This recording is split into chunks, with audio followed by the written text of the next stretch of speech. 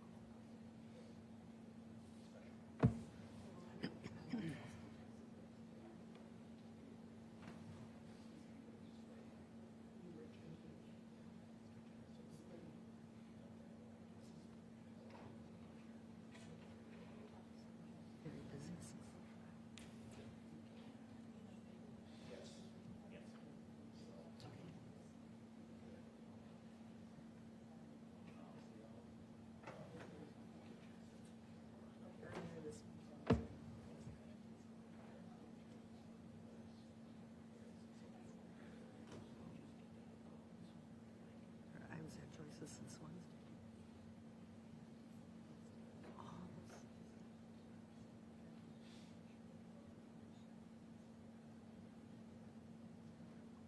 Well, I guess there's a shot. Oh, yeah, and something.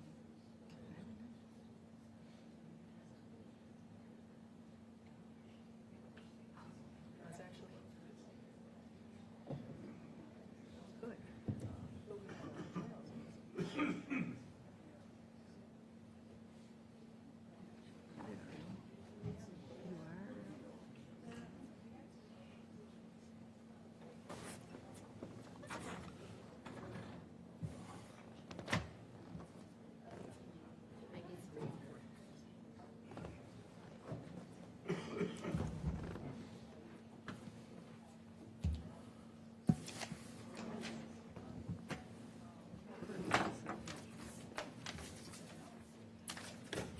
Here, and then Mark. People speak here.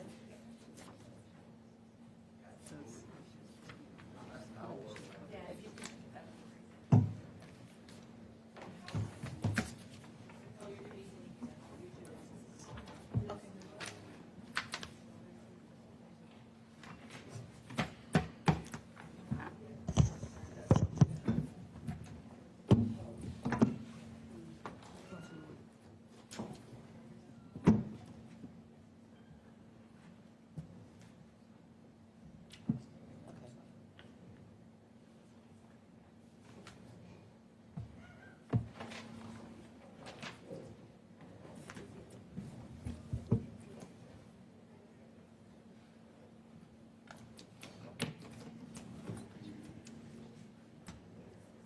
Oh, never mind, Mackenzie. Mackenzie. Can you just get the credit?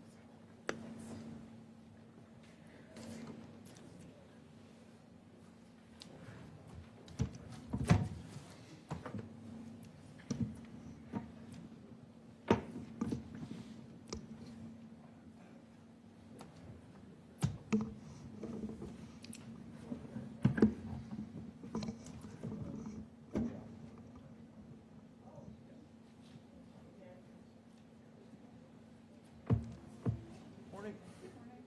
How are you? Hi, what's your name? So, I think Yeah, I got his number. okay. Thank you.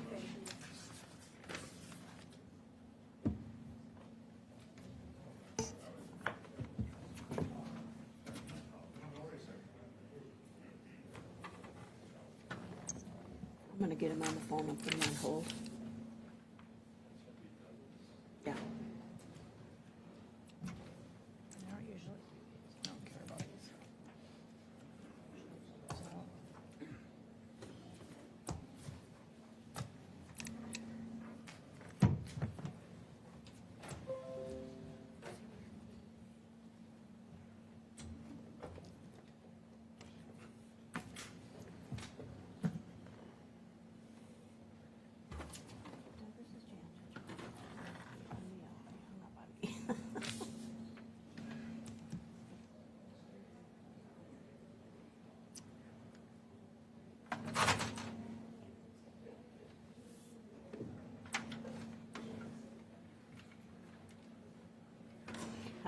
Jan touched myself because he quit calling. Oh, We got disconnected.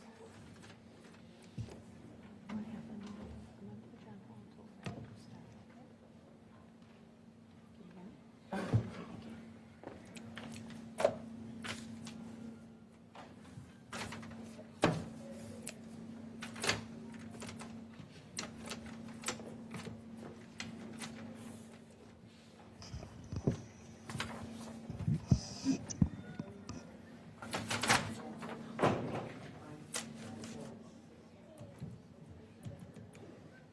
What happened? Oh.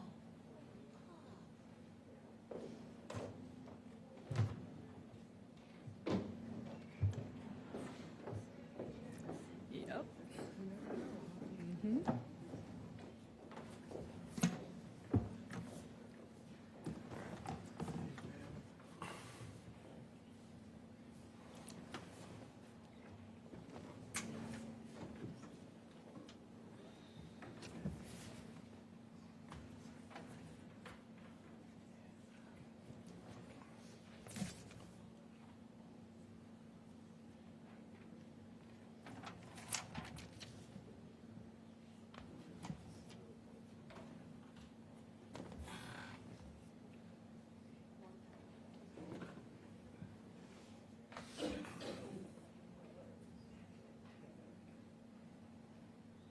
Are we good to go?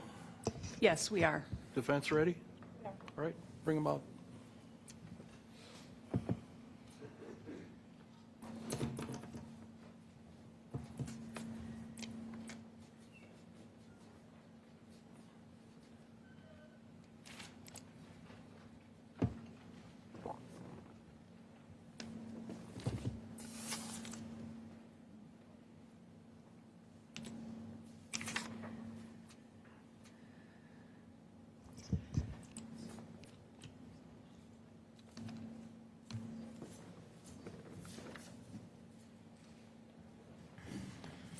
Put him on.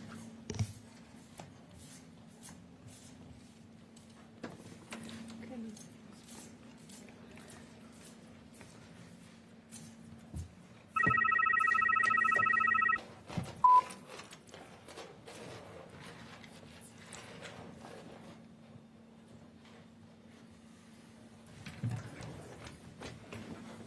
Yeah, you can always switch out, I guess. I just know that whatever is more comfortable.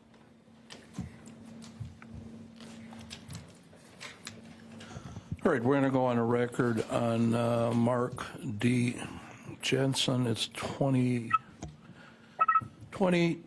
I should say 2002 CF314. Let's have the appearances, please. The state appears by Carly McNeil and Public Service Special Prosecutor Beverly Jamboys. Attorneys Bridget Krause, Jeremy Perry, and Mackenzie Renner appear on behalf of Mr. Mark Jensen, who appears in person. Good morning, Judge. Good morning. We're in compliance with victim notification from the state? Yes. All right. And then we'll do some housekeeping matters. I do have the pre-sentence report. Has the pre-sentence report been reviewed with the defendant? It has. Any corrections for the record? Yes, Judge. On page 8, All right, let me get there. I'm there. under the, just trying to find exactly where. He's been held in custody since July 30th of 07. He was actually formally, it says he was formally arrested on July 30th, 2007. He was actually formally arrested on March 20th, 2002, and then bail was increased on July 30th, 2007. All right, those are corrected for the record then. Any other corrections? No other corrections specifically as to the PSI. All right, and then I will note for the record, we have an individual on the phone who's also going to hear the hearing. Douglas Jensen, this is a judge. Can you hear us? Yes. All right, he said yes. The other thing I want to do before we proceed is indicate on the record all the documents that have been filed, and I'll ask the state if they had a chance to review them. First of all, there's a written statement by Mark Jensen with some pictures attached. There is a letter from David M. Jensen. There's a letter from Lori Kostner. There's a letter from Dan and Forrest Jensen. And finally, there's a letter from Douglas Jensen. Has the prosecution had a chance to review all those documents? Yes, I believe there's a letter from David with the defense grouping of letters, and then the state had submitted the letter from Douglas. All right, thank you.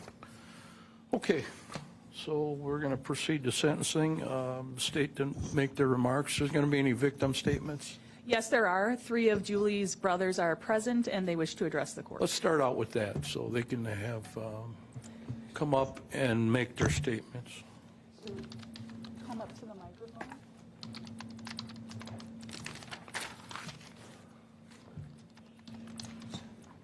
Yep, you can have a seat.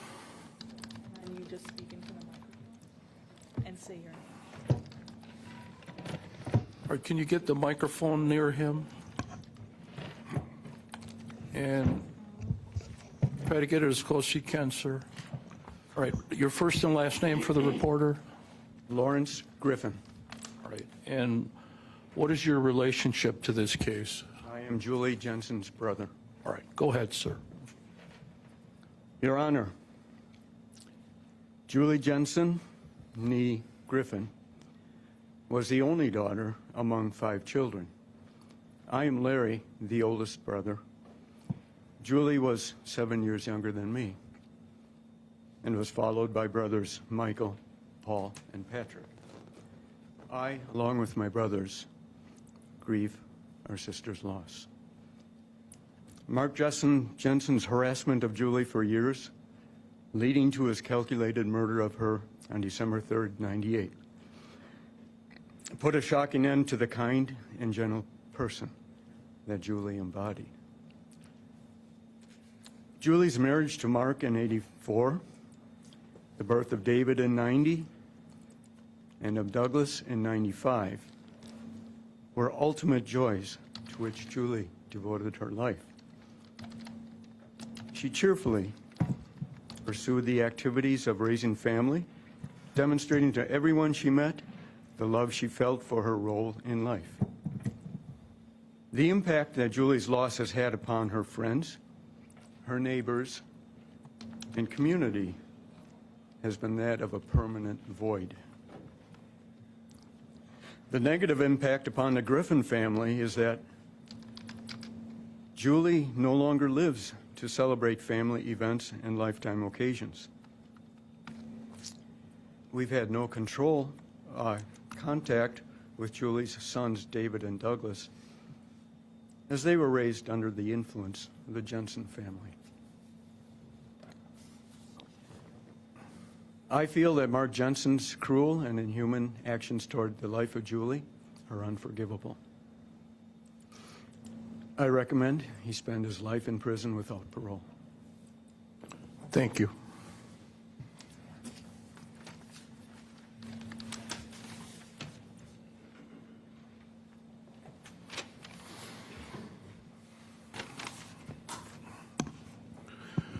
All right, again, would you please state your name, sir? Michael Griffin. And what is your relationship to Julie Jensen? I'm Julie's younger brother, 2 years her junior. All right, go ahead, sir. Dear Judge and members of the court, as one of Julie's 4 brothers, I'm 2 years her junior, I strongly appeal to you to sentence Mark Jensen to life without parole. The jury is out no longer applies, but how does one measure the loss of a life? The consequences of Mark Jensen's murder of our sister Julie are not only obvious, such as the fact her young sons David and Douglas lost their mother and her kind and loving care. Jensen's actions also reverberate through the lives of countless others. Julie suffered an unthinkably cruel death at the hand of Mark Jensen.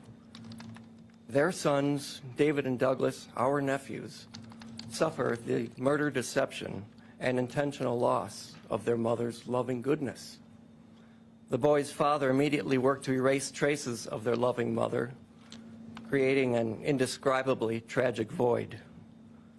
Jensen's psychological cruelty to Julie was psychopathic, and in keeping his despicable method of murder, which he incredulously continues to deny. Mark Jensen killed Julie many times over, beginning years before he actually crystallized her organs and finally suffocated her in a pillow. We have grieved and missed our genuine and caring sister since her death at age 40 in 1998. Each of us and our families, an entire community of believers in Julie, have endured the displaced energy required by not only one, but two long trials over the decades, both finding the same result of guilty. Mark Jensen knowingly chose to destroy our only sister, affecting all of us around her.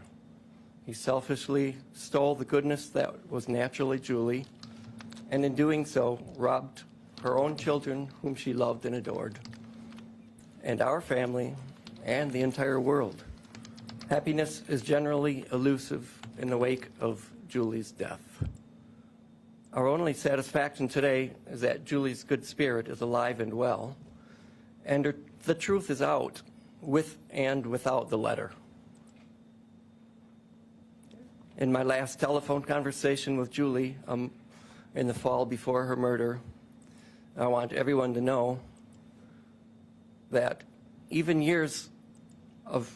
after years of Julie being psychologically tormented, and while suspecting that her own husband was suggestively planning her murder, and even as she was likely applying her considerable instinctive intelligence to the task of safely extracting herself and her beautiful children from threat, even then, Julie did not speak ill of Mark. And such was the nature of Julie's goodness, seeing the good in everyone. And this is what all of us, family and community members alike, have been robbed of. I again appeal for Mark Jensen to receive a maximum sentence of life without parole. Thank you.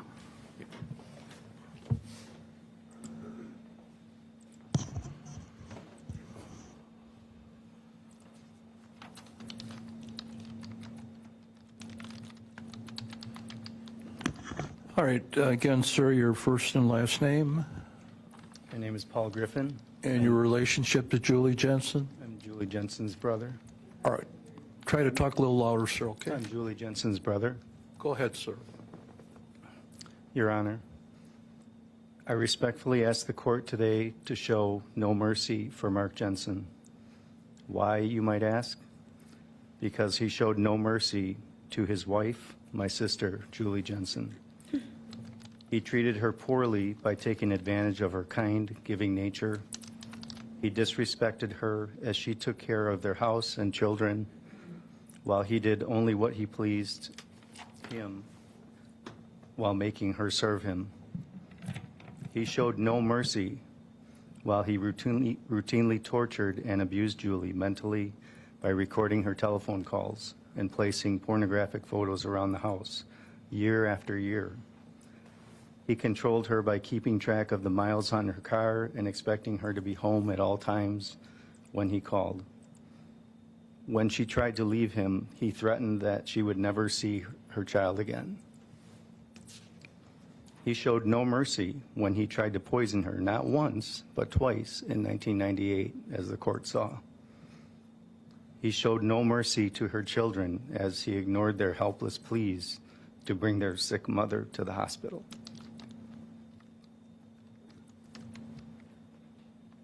On December 3rd, he looked his boys in the eyes, knowing he was not going to allow them to see their mother again. Mark Jensen showed no mercy as Julie lay lying in bed, suffering through the stages of ethylene glycol poisoning, her respiratory system and major organs failing. When she was not dying fast enough, he showed no mercy as he sat on her back and shoved her face into a pillow. Mark Jensen hid behind a mask of fatherhood and providing for a family he cold-heartedly lied to and tore apart with his selfishness and disrespect for life. He murdered the person who made his adult life a success and gave him 2 wonderful boys. He had a chance to make things right, yet he chose evil, which he plotted and schemed for years and years until finally ending his sick game by killing our sister. Yet killing Julie was not enough for Mark Jensen physically. He further chose to spit on her grave by claiming she killed herself. He tried to erase her existence from the lives of her sons. He has continued for many years to make her children believe that she left them stranded. He showed no mercy in his claims that Julie's mother and family are depressed, suicidal people. Mark Jensen is a coward. He claimed Julie's letter was not admissible because she was not here to be confronted. Yet he continued to make false claims against her and our deceased mother. Mark Jensen does not deserve any opportunities for a second chance. I ask today for the court to give him the maximum sentence, no mercy. We've lived with this. I wrote this letter 15 years ago. Nothing has changed in that time. Julie died 25 years ago. We ask for peace. Thank you. Is that the end of the victim statements? It is. Right. Anytime you're ready, Ms. McNeil, go ahead. So unfortunately, Bob Jamboys is still a prosecutor in Portage County. So the only thing that could keep him away is the fact that he's in trial somewhere else. So I will be addressing the court this morning for sentencing. There's no need to rehash the trial. The court saw the evidence, 3 weeks of it. So I'm just going to focus on some pertinent parts here. Another thing that's important is I could never say anything about Julie better than her brothers just did. And so I want to focus on what the defendant did and the reality of what he did. We heard at trial about the brief affair that Julie Jensen had with Perry Tarica. And I think the normal reaction of someone when their partner has an affair is to be hurt, maybe to end the relationship, to be angry. That's a quite normal reaction. But it wasn't Mark Jensen who filed for divorce. It was Julie. He wanted the marriage to continue. And for 7 years after that point, he tormented Julie Jensen. Julie Jensen was told to keep a log of this harassment, and we saw at trial that it went on for pages and pages. The defendant would go to Julie and tell her that he'd found pornographic pictures on his vehicle at work. He would tell her about the receptionist at his job being cursed out. He would leave videotapes. One of the entries indicates that David found a videotape on the ledge of the garage. And then he claimed to receive a call at work asking how he liked the video. There was also another entry that these photos were left on a truck at Ruther during David's Christmas program. This was all to punish Julie for this affair, to torment her. And think about the reality of that, the time and the commitment to perpetrate this scheme for 7 years. 7 years of deceitful humiliation and cruelty. This is someone who had a life, he had a family, he had a home, he had hobbies like fishing, and yet he devoted his time to this torment. And it's something that he actually did, something similar, less so, but similar to his coworkers too, using a fake email to harass one of his coworkers who was on a dating site. And clearly he did all these things with the idea that he was never going to get caught. Now, to most people, the idea of doing something like this is inconceivable, But the defendant not only thought it, he did it for 7 years. And it ends with Kelly. That's another reason why we know that the defendant was the perpetrator of this, because when Kelly came into his life, he had something else to do. And when he found a new woman, a woman who was going to commit to him and eventually marry him, when he found Julie Jensen's replacement, he decided not to do the thing that most people would do when they know their marriage is over. He decided to kill Julie Jensen. And we can see that as he's planning to sweep Kelly off her feet with a cruise, he's then going on the internet and looking for ways to murder his wife, starting with botulism and pipe bombs, those late, middle-of-the-night searches, his wife undoubtedly in the bedroom asleep during those hours. Think about the reality of that. To most people, doing that while your wife is in a room nearby is unimaginable, but not for Mark Jensen. And then he actually goes through with it. Actually poisoning someone, and she's dying in front of you. Most people would never even want to see their worst enemy die. Even a person who had done them wrong, someone who they could rightfully despise, a person couldn't endure watching someone else die. That is incomprehensible, but not for Mark Jensen.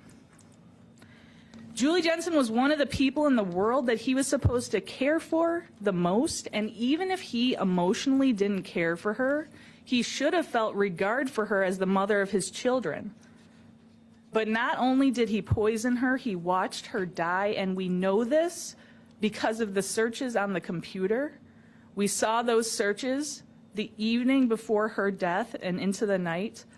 Low blood pressure, skin turning blue, breathing rapid, unconsciousness. Those are the searches of someone watching another person die and hoping that it will be fast enough. And then when she wasn't dead, when he needed her to be, he killed her by his own hands. It's unbelievable to think about a person actually doing this, except we know that that's what Mark Jensen did. And I am sickened to see the defendant's letter to this court where he uses his kids as a reason to ask for parole. He didn't care about his kids enough to not murder their mother. And now they're a reason for parole. And not only did he kill the mother of his children and watch her die, but the kids saw it too. Nothing is more heartbreaking than hearing what David, as a child, said to the people like his teacher and his friend about his mother dying and begging his father for help and not getting it. Nothing's more heartbreaking than that, except for perhaps the letter the court has received from Douglas. He said that his mother was erased from his life. He said he learned more about his mother while listening to the trial than he had ever heard before. That is a terrible tragedy, and that's what the defendant did to his own kids. When the defendant murdered Julie Jensen, she was 40 years old. Today, she would be 65. The defendant stole 25 years of her life and counting. For that reason alone, the court should impose a life sentence without parole. But in imposing a sentence, I'm asking the court to consider how this case is different from many other homicides, not just due to the extraordinary facts, but also because a lot of homicides are sudden and impulsive acts of violence. That includes domestic violence homicides and shootings and robberies gone wrong. There might be some level of premeditation in murders like that, but very often we have a young person making an impulsively violent decision without a thought for the future. In a case like that, the passage of 25 years might matter. Maybe the 18-year-old who pulled the trigger is very different from a 40-something-year-old being sentenced after 25 years. But that's not the case here. This was not the heat of the moment, but it was a murder with the utmost premeditation. The things that are inconceivable, unimaginable, incomprehensible, and unbelievable to a regular person are things that Mark Jensen actually did here. Because he is a murderer without a conscience, and there's no fixing that. The court has the duty to protect the public from someone who murders a person that he's supposed to care about and watches her die, from someone who inflicts lifelong pain on his own children, from someone who has no morals to restrain him and who will commit any act of evil with the arrogance of thinking that he won't be caught. The defendant has stolen 25 years and counting from Julie's life. He stole her children away from her and her away from her children. He should not breathe the free air outside of a prison cell. And I am asking the court to impose a life sentence without parole. Thank you. Thank you. Who's doing the defense argument? Go ahead. Judge, I'm not going to reiterate the facts of this case. This court sat through 3.5 weeks of the trial and heard all the facts in the case. What I'm going to talk about in my sentencing argument is the character of Mr. Jensen, and then the court has to review the need to protect the public. When we talk about closure and peace, that's more than just shutting the door on Mr. Jensen and ensuring that he never gets out of custody. Closure is about healing. Julie Jensen's family and Mark Jensen's family are still hurting. You can hear that. You see that in the letters. You can hear that in the statements. The wounds are as fresh as they were 25 years ago. Today, the court has an opportunity to help this family heal. And healing could be considered, I'll just shut the door on him. I won't find him eligible for parole. He'll never walk the streets. He'll never have contact with the outside world. But will that be healing for the family? Not just Julie Jensen's brothers, but also the children. The 2 children that they had together, the 2 children that they love, the 2 children that Mr. Jensen continues to support and love and help in any way that he can. It is clear from Douglas's letter that he's angry, that he's hurt, that he's dealing with the death of his mother, that he's dealing with the fact that his father was found guilty of causing the death of his mother. And he doesn't want to have contact with Mr. Jensen at this point. And Mr. Jensen understands that. And he's willing to be there for Douglas if at any point he changes his mind and wants to talk to him or wants to be there with him. The court can see, and the court had an opportunity to hear during the trial, that Julie and Mark Jensen loved their children dearly. They spent all their time with them. When Mr. Jensen got home from work, he would spend the time outside with the boys. He'd go swimming, they'd go fishing, they'd build fishing rods. The family went hiking, the family went camping. This was a family that was very close to one another and were very loving of their children.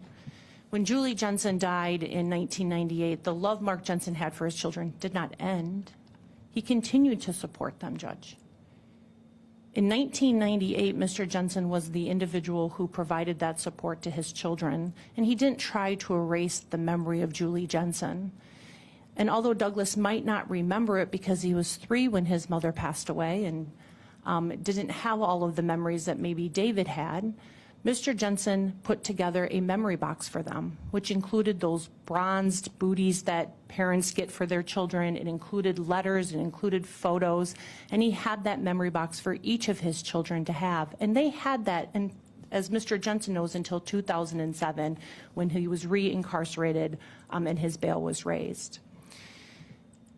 They also had a memory wall of Julie Jensen that included a stairwell from upstairs to downstairs that had pictures of the boys with their mother. Again, that might not be something Douglas remembers because he was very young. But Mr. Jensen at no point wanted to erase the family pictures that they had or the memories of Julie Jensen. And if asked, he would provide any information the boys had of their mother.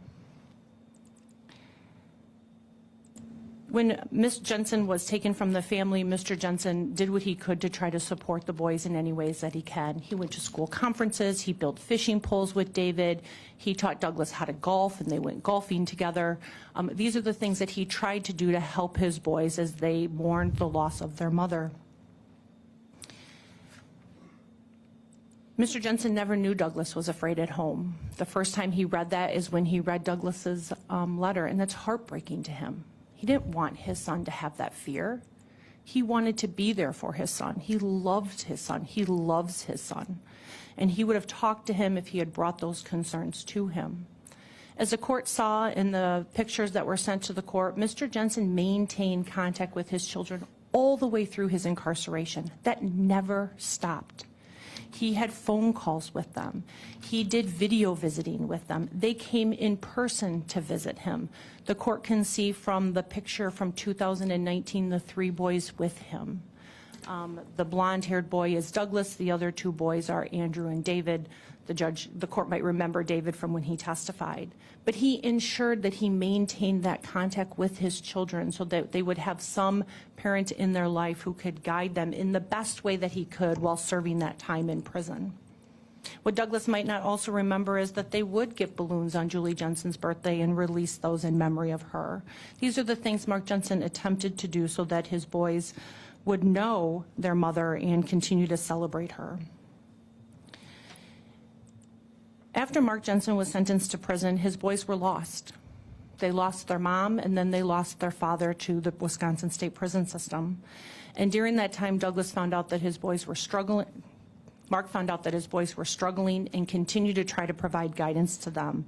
As I said, there were prison visits, there were phone calls, there were messages, and that's something that Mr. Jensen wants to continue to have with his children if they want that.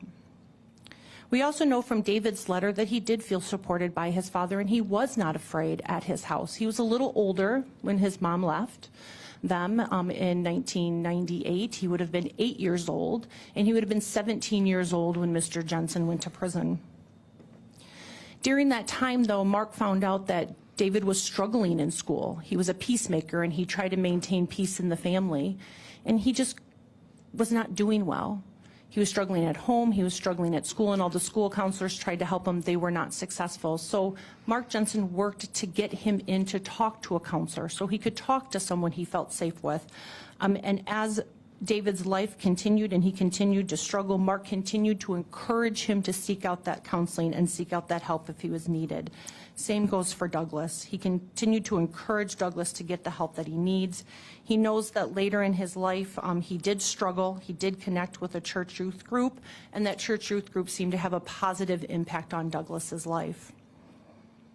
Andrew is the son that he did not have with Julie Jensen. He had that child with Kelly. And in 2009, after he was placed in prison, Kelly filed divorce papers. And after that, she tried to cut off contact between Andrew and Mark Jensen. Mr. Jensen wanted to have contact with his son. His son was only 4 when he went to prison.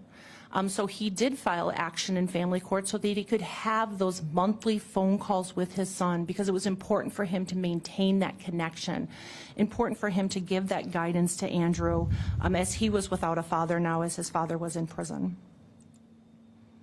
Mark Jensen is supportive of his children. He will continue to do so whether this court grants parole or not. He loves his boys and he wants to be there for them. When we look at whether the community will be harmed if Mark Jensen is released, we have to look at what Mr. Jensen did prior to 1998 and what he did after 1998.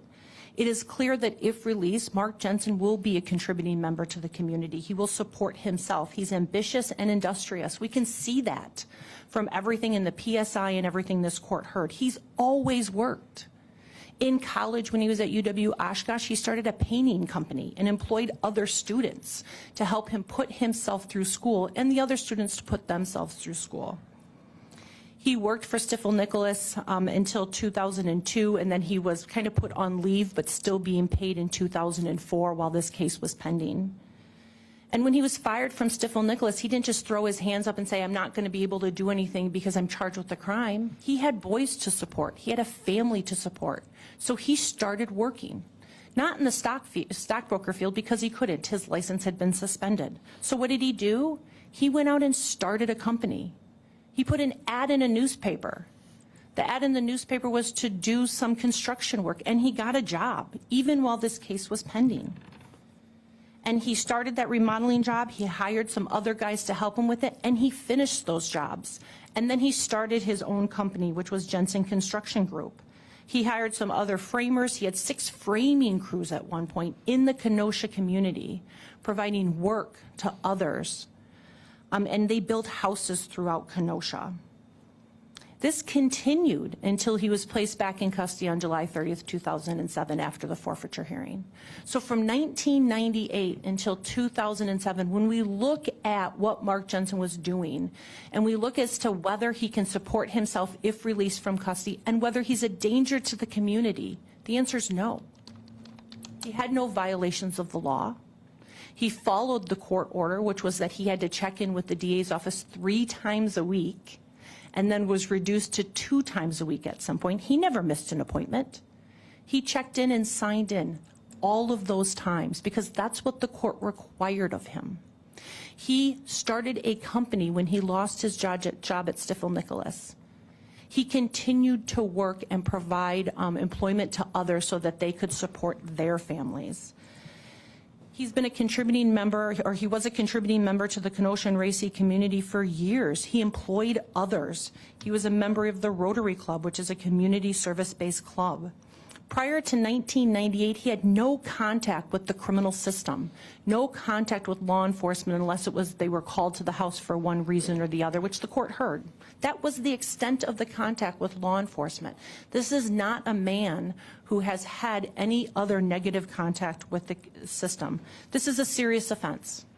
That's absolutely true. He has been convicted of a serious offense. But when we look at the need to protect the public, after the time that Mr. Jensen has served in custody, we need not look to anything but those 8 years or 9 years that he was out pending the first trial in this case. And during that time, he was cooperative with the court, cooperative with the DA's office, cooperative with law enforcement. The court heard that any time Detective Ratzberg wanted to speak to him, he came in. Anytime people had questions for him, he answered those questions. When they wanted to search the house, he said, go ahead. When they wanted papers, he provided them. When they wanted him to make a statement, he came into the police department to do so. When they wanted to talk to family members, he provided that information. He was cooperative throughout that process. And during the time waiting for trial, he was not only cooperative with the courts, he continued to provide work and continued to help others find employment in the community, in the Kenosha community. When we look at whether he can follow the rules, which is something that the court would look at if the court granted him parole and provided specific conditions that he had to find, what we need to look at is an institutional adjustment. It was positive, Judge. He spent the last 15 years in custody, and what did we see? 1 violation, 1 ticket that entire time, and it's because he had too much ibuprofen during the pandemic. In 2020, he's always worked in the kitchen since he's been at Dodge, the entire time, serving meals 3 times a day. That's the job he's had, and he's kept it the entire time. There's been no late. There's been no missing work. There's no arguments with correctional officers, no fight with other people in custody, no disrespect tickets, nothing. What he got was a ticket in 2020. And what happened during that time is they were pushing those large, heavy meal carts down a ramp in Dodge, and the people behind him lost control of their ramp, and it rammed into the back of Mr. Jensen. Broke a bone in his foot, cut up the back of both of his ankles, and broke a kneecap. So they provided him ibuprofen, and during that time there wasn't a lot of contact with people. So what medical would do was provide an ibuprofen pack, and the CO would provide it to Mr. Jensen, and they advised him to take it as needed. And that's what he did. He took it as needed, and he would keep the rest of them in his room, and when they found out that he had the rest in his room, he got a ticket, and he had to have 16 days of room confinement. And what did he learn from that? If he had extra, give them back, and that's what he did. No other tickets then. He realized what the rule violation was, and when he got a new card from the CO, he would hand the other ibuprofen card back. That's the entire extent of any violations in the 15 years he spent in Dodge after being convicted in 2009. So when we look if this man can follow the rules of this court, if granted parole eligibility, the answer is yes. If we look to whether he can be a productive member of the community, the answer is yes. When we look as to whether the community has to be concerned if Mr. Jensen is released from custody, the answer is no. He spent time after being charged, and he followed all the rules of the court and did not have any negative contacts with law enforcement. We're asking the court to grant Mr. Jensen parole eligibility after 20 years.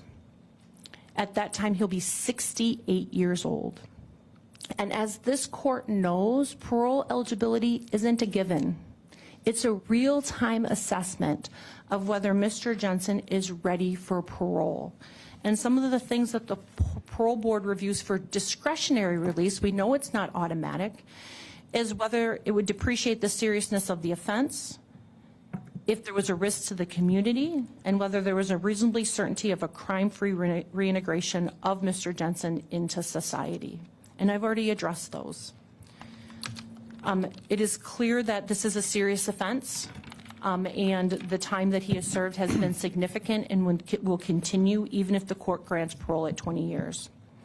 It is clear that he is not a continued risk to the community. He's had no violations except for that one medical one while serving his time in Dodge, and had no violations while he was out in our community prior to the revocation of his bail. And he had no crime, no criminal conviction prior to that or during that time he was out. We also look at recidivism, Judge, whether he's going to commit another crime. And it's clear from the data, both from the DOC and what we know, is that people that are a little bit later in life are less likely to commit crimes. He's 63 now, and if the court were to grant him parole eligibility, he wouldn't even be considered until he was 68. And what we have found from data is that individuals over the age of 60 have a very low recidivism rate. The other thing the court can rely upon is the PSI and the COMPASS score. Every single one is low, except for the serious nature of this offense. Judge, we are asking the court to grant parole eligibility at 20 years. The hurt and pain these two families feel, that Douglas and David feel, we can see it's the same as 25 years ago. We want this family to heal, not have wounds reopened because of continued litigation, but to have this family be able to move forward. And although Mr. Jensen may have written about his boys because his boys are important to him, it's because he wants to be there for them. He wants to answer questions if they have them. He wants to help them if he can help them. He wants to fish with them. He wants to camp with them. He wants to be there for them in the future as a grandparent if he can and if they want him to. It is clear from the PSI that he's low risk. He has a lack of prior record other than this conviction. He's demonstrated performance while on bail and while in the prison system. He's not a risk to reoffend, and he's not a risk in the community.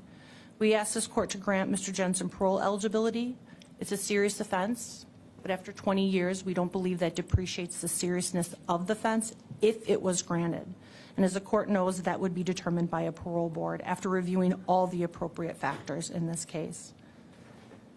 Judge, Mr. Jensen is going to make a statement to the court, and then if the court has any questions on credit, I would answer those. Go ahead, Mr. Jensen. Judge, I ask you to grant parole eligibility and ask you to consider the following. I have always sought to be a productive member of the community. To pay for college, I started a home painting business that employed 10 college students and helped pay for multiple college educations.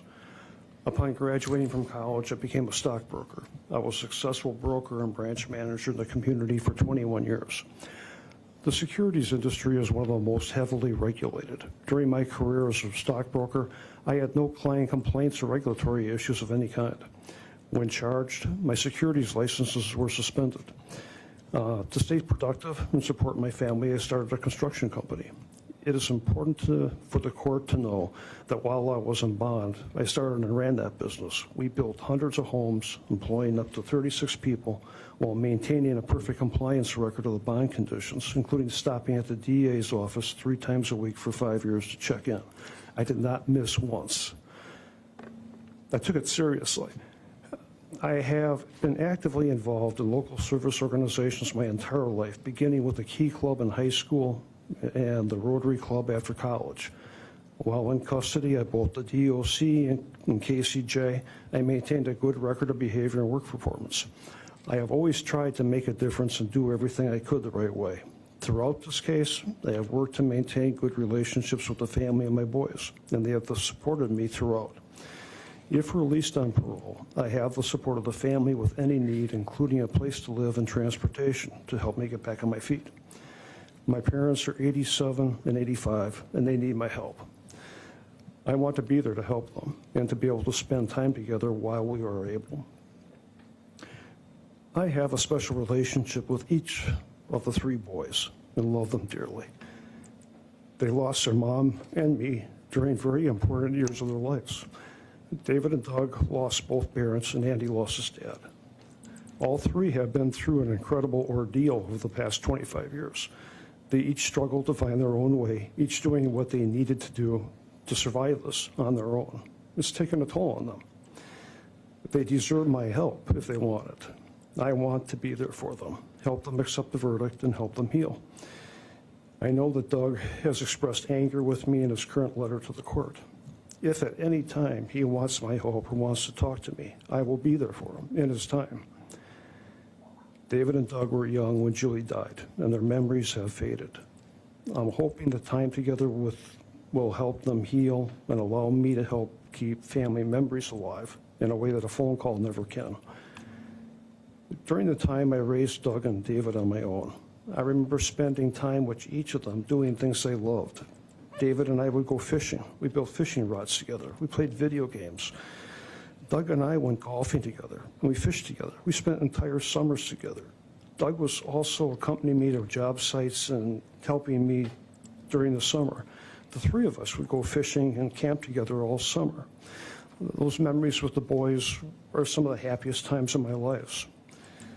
When I went to prison, Doug was lost.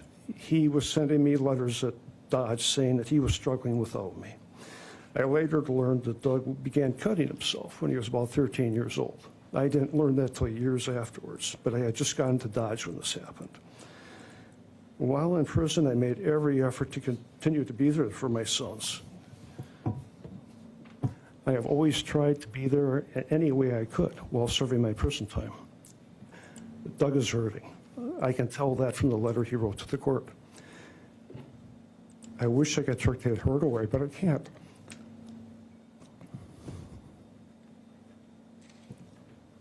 I love Doug with all my heart. It breaks my heart. It breaks my heart to see him hurting like this. If the court grants me parole, I will be there for Doug if he wants me to be there for him. If he doesn't want a relationship with me, I will respect that.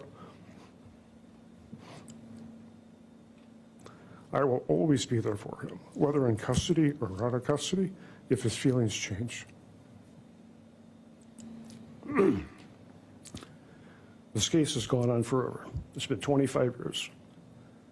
9 years for the first trial, 16 years fighting for a new trial, multiple trips through all levels of state and federal courts, 3 judges, 2 trials, and both families have been on this journey through the system with me this entire time.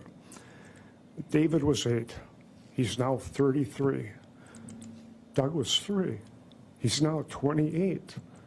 Andy was 3 when I was last sentenced in 2008. He's now 19. It has taken their entire lives. And now with the second verdict, I realize this case needs resolution, where there will be no closure for my boys. Most important, I need to consider the needs of my family. They need to be able to put this behind them and move forward so they can heal. I want to be with them in whatever way they need to help them heal. Please grant parole eligibility so that the family and I can move forward and heal. I can work to understand and find acceptance with the verdict. I can be there for my family who needs me. And please provide me the opportunity to show I can continue to do something positive with my life. Thank you. Thank you. Are we done then with the defense presentation? Yeah. All right. And then is the defense ready for the court to proceed? Yes. All right. Well, this was a long trial. And I counted the voir dire days because obviously we were here working. We didn't pick the jury. It took a while. I think it took us up to Wednesday to get a jury. So I have 19 days. I don't have 3 weeks. I have almost 4 weeks. The next comment I want to make, I'm not going to hold it against the defendant that he had his jury trial. Obviously, I cannot consider that. There was a lot of legal issues. Even a defendant in his own statement talked about 3 judges, 2 trials, appeals in the state and the federal courts. This case did take a long time, and as mentioned by the attorneys on both sides, 25 years later, we're finally coming to a resolution, and that's for both families. That's a long time. Sometimes the justice system works slow, but I think eventually it comes to the right decision. Then I have to obviously look at the sentencing factors that were mentioned by the attorneys. Gravity of the offense, the seriousness of the charge. Obviously, everybody agrees it's a serious charge. It's first-degree intentional homicide. There's no higher felony in the state of Wisconsin. The prison sentence has to be life in prison. I can't change that. The only issue for the court is whether the defendant will be eligible for parole. I will note for the record, the pre-sentence report says no parole. The district attorney says no parole. The defense is asking me to grant parole for Mr. Jensen after 20 years, and obviously we have all the requests of the victim's family, again, asking for no parole. I look at the defendant's character, which I have to do. He's well-educated, finished high school here in Kenosha, went on to college, obtained good employment. I think the pre-sentence at one time indicated that he was making over $200,000 a year, very successful. Started another business when he couldn't work as a broker. He does have 3 children. He has no prior criminal record. So obviously those factors the court has to take into consideration. The other advantage that I have on this case is the trial.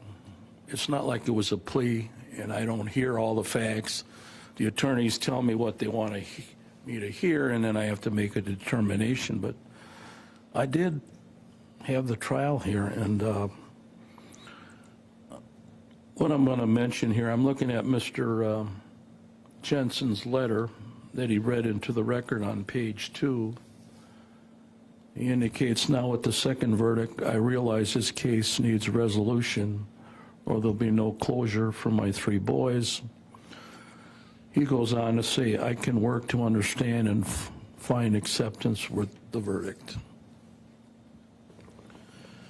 Well, I watched the trial, and I think the evidence was overwhelming that Mr. Jensen was guilty. And the jury came back with a pretty fast verdict. Some of the evidence that I'm going to mention that I think is overwhelming is the defendant that was in jail with Mr. Jensen, and Mr. Jensen wanted to get rid of a witness. And I think the conversation was something to the effect that we need to sit on this witness. And they were plotting this plan not to have this witness available because he gave pretty damaging testimony against Mr. Jensen. And it's Mr. Jensen who's on the jail phone records talking about this. We got to get rid of this witness. Now, why would he do that? We got all the email conversations and the text messages and all the phone conversations that were recorded talking about poisoning, research, years of records. And I know we were amazed how the computers in those days were so primitive. But all the evidence was there. Mr. Jensen plotting this murder. And then the interview with Pleasant Prairie Police Department, where he was untruthful. He denied having an affair with Kelly. It was on the video that we saw. And then all the computer searches, poison, antifreeze. And then all the penis pictures. I mean, that was rather strange. The torture that he put Julie Jensen through. So there's multiple levels of evidence finding the defendant committed the murder.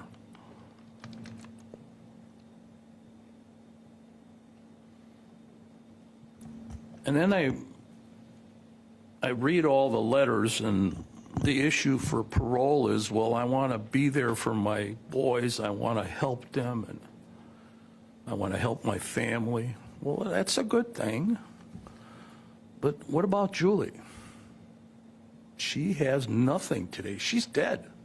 She's never going to see her children get married, have successful lives, be there for the holidays. He caused that. He's the one that put that in motion. He says, well, now my boys don't have two parents. Well, guess what? He's the one that murdered Julie to get the ball rolling. You know, and then there's other avenues that people can do if they don't get along with people, and that was mentioned by the state. We're all human beings. Sometimes we just don't get along in a marriage and things don't work out, and other people do things that make us mad, and some people stay married and they're unhappy for the rest of their lives, or they work it out. And Mr. Jensen could have had that opportunity. He could have walked away.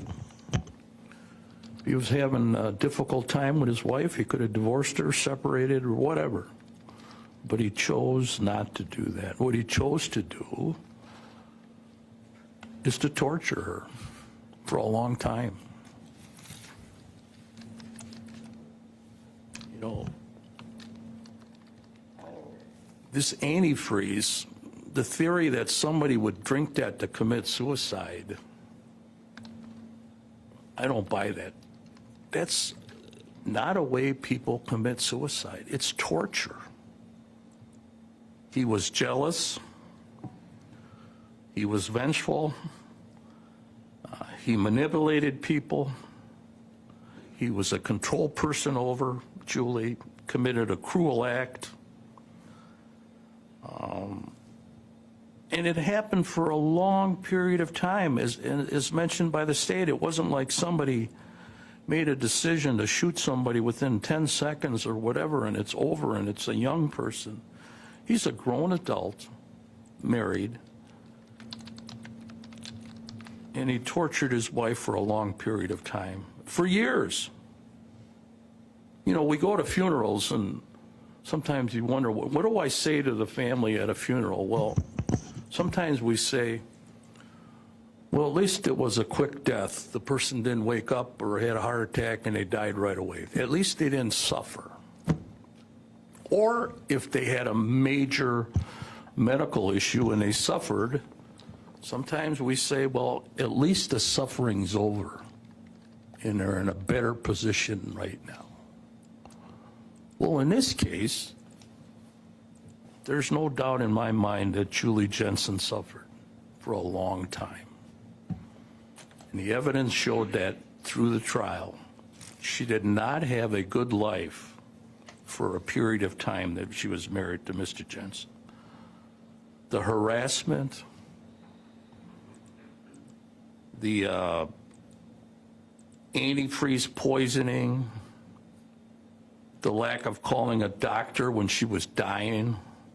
It was a painful death, and it was all caused by Mr. Jensen.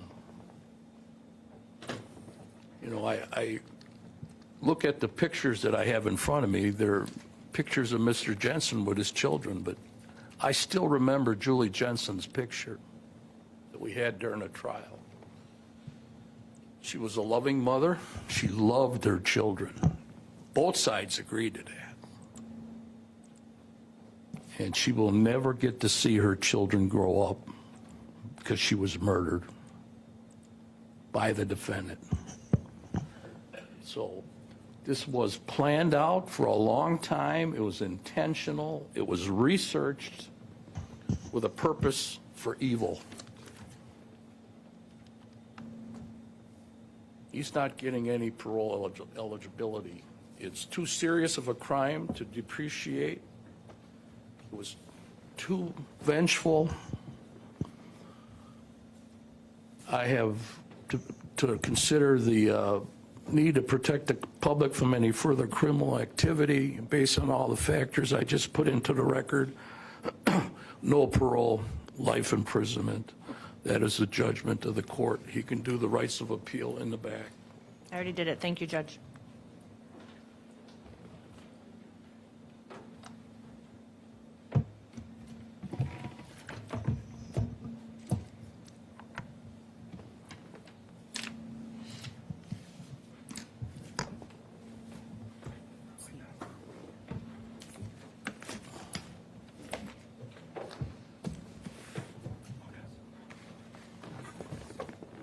He's not eligible for the programs.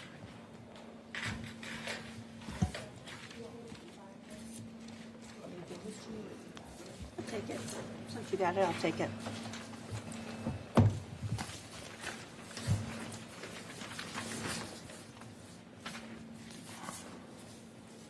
Thank you.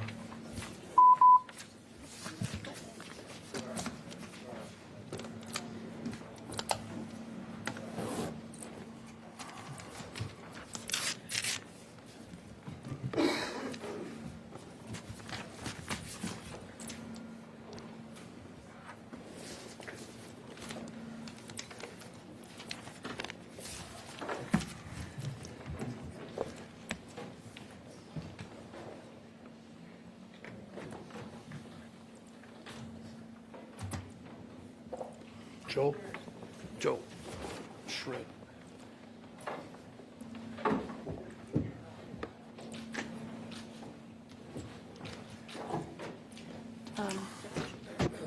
Canceled the writ on Massey.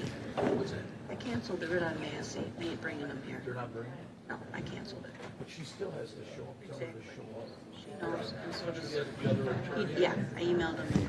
The only case is left with Xavier. Oh, I have one to go. He says he's requesting an adjournment on that. Is he? Well, that's right, the state's request. State is, yeah. We'll deal with that on Monday. And the other one's gonna be a plea. Yeah, and then Attorney Cafferty filed the motion to consolidate for Monday, the Racine case. Orders on the dashboard. All right. I'll sign that right now then.